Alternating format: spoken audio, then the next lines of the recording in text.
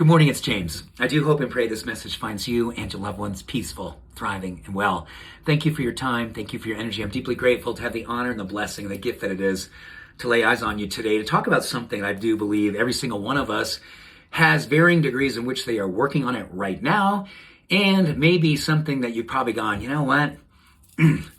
I know this will help me tremendously, but I'm having a hard time getting there. It's forgiveness. Resentment has been clinically shown to have all kinds of very detrimental negative effects on us. In particular, it actually increases our risk for heart issues. It augments the risk for autoimmune diseases. We're going to see that it increases cortisol, the stress hormone, which inflicts energy onto increasing our anxiety, increasing risk for depression. All of those things happen under the influence of resentment. And on top of that, if we have resentment between us and our partner, our wives, our husbands, our lover, we're going to see that it actually shortens our life expectancy. Studies show that literally when we have resentment between the ones that we love the most and we can't get to forgiveness, it shortens these things called telomeres, which protects our DNA. So resentment literally makes us heavy and shortens the time we're going to be on the planet. Wow. And on top of that, you're going to see that you're going to find your sleep issues are going to be deepened and more extended. So we don't sleep, we don't get into REM sleep, we don't get into deep sleep when we have resentment with our bestie. So that area, so if we can kind of go, yeah, okay, I've got resentment, I'm carrying stuff that's not working for me. Wow. I want to start working on forgiveness. So what's beautiful is they actually did some clinical work to see what happens with people who have really begun the work of forgiveness. So they worked on it with people that they love, people in their family, childhood stuff. And with that is always kind of a dance, right? There's some acceptance that we have to go through, some compassion we have to go through. And then we just have to get to that place where we say, you know what? I'm just going to forgive. That means I'm going to give ahead of time. That is what the etymology of forgiveness means. I'm going to be the first to give love. I have been carrying this long enough. I can't carry it any longer.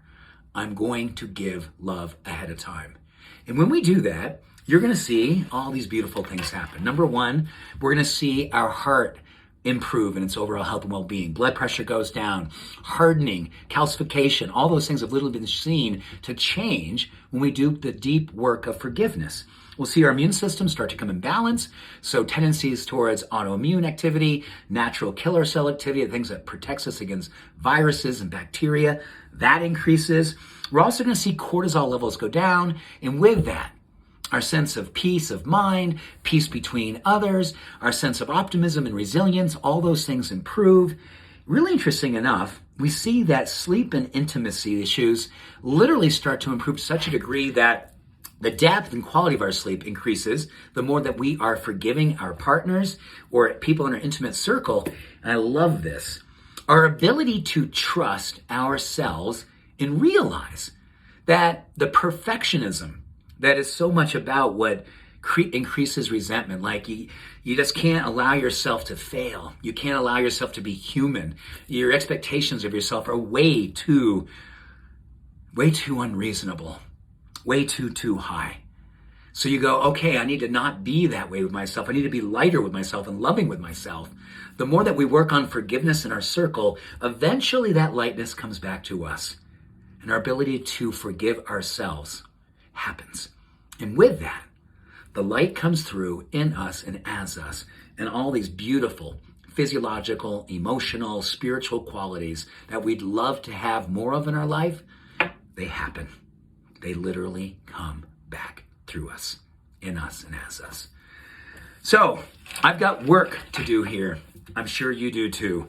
I think all of us have areas in our life that resentment has found its way to just set up shop, and resentment is holding us in places, hostage to the joy and the grace and the gratitude that we all know that we'd love to have more of. So let's begin today working on forgiveness, being the first to love ahead of time. Much love, every blessing. Have a beautiful day. Bye for now.